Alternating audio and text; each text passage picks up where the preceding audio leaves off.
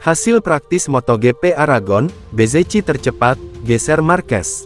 MotoGP akhirnya kembali digelar akhir pekan ini, dengan sirkuit Motorland Aragon menjadi tuan rumah.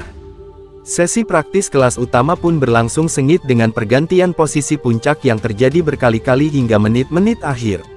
Marc Marquez dominan di awal sesi pada 10 menit pertama. Marc Marquez langsung tampil sebagai yang tercepat dengan catatan waktu 1 menit 46,320 detik. Di belakangnya menyusul Pedro Acosta, Marco Bezzecchi, Jorge Martin, dan Alex Marquez yang melengkapi 5 besar. Memasuki menit ke-20, susunan 5 besar belum berubah.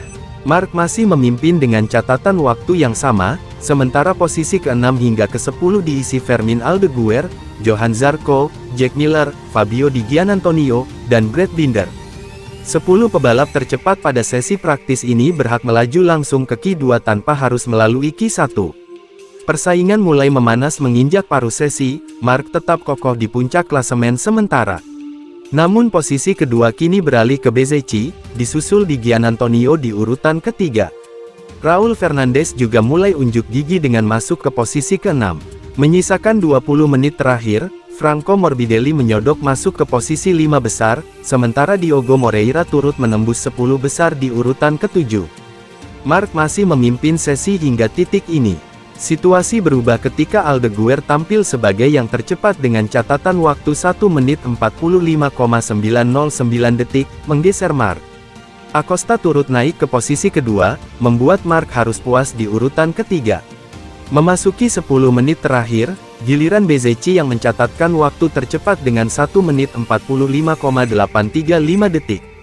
Namun Marc kembali merebut posisi puncak lewat catatan 1 menit 45,493 detik, sementara Alex Marquez ikut merangsek ke posisi kedua. Susunan sementara saat itu, Bezzecchi ketiga, Aldeguer keempat, dan Di Giannantonio kelima.